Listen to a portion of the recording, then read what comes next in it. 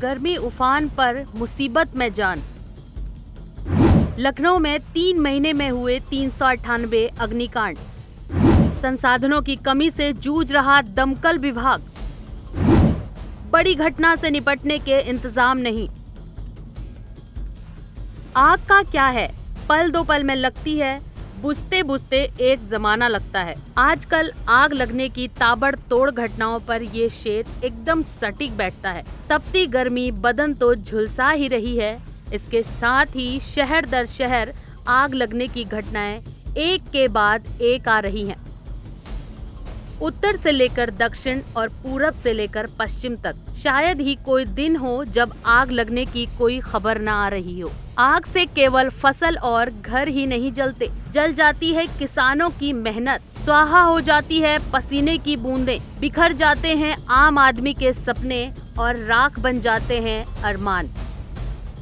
आग सब कुछ जला देती है, एक पल में सब स्वाहा कर देती है। बड़ी विकट ज्वाला होती है। गर्मी में तो ये दावा नल बन जाती है। झोपड़ी हो या महल, खेत हो या जंगल, इस आग से कोई नहीं बच सकता।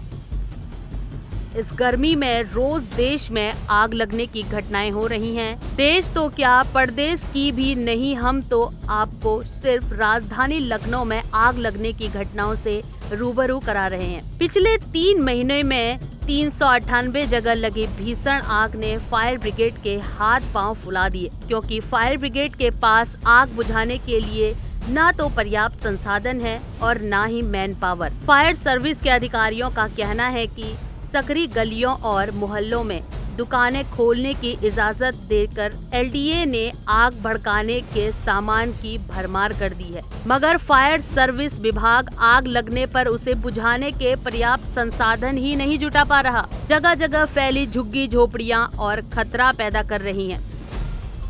फायर सर्विस विभाग सीमित संसाधनों में सुरक्षा का भरोसा दिला रहा है, मगर बाकी जिम्मेदार विभाग बेफिक्र होकर खामियों की तरह से आग फेरे बैठे हैं। फायर सर्विस विभाग के रिकॉर्ड में चौक यहियागंज, रकाबगंज, अमीनाबाद, लाटूश रोड, नाका हिंडोला, हैदरगंज, बालागंज, ऐशबाग, अलीगंज का चांदगंज, गोमती नगर का पत्रकारपुरम सहित शहर की करीब आधी आबादी सकरी गलियों में बसी है। करीब 14 से 15 लाख आबादी वाले इन इलाकों में अगर आग लग गई तो अंजाम क्या होगा, ये सोचकर ही आग की तपिश महसूस होने लगती है।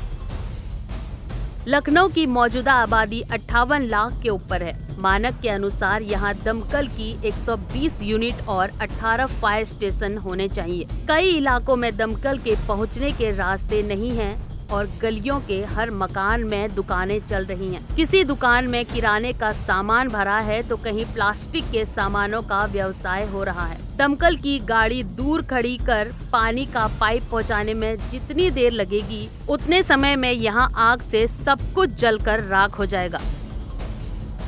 गोमती नगर के पत्रकारपुरम में कपड़ों के शोरूम और सजावट के सामान भी आग को बढ़ाने के लिए काफी हैं। अमीनाबाद कपड़े, कॉस्मेटिक, प्लास्टिक के सामानों की सबसे बड़ी बाजार है। शहर में करीब 600 झोपड़पट्टी वाली बस्तियां हैं।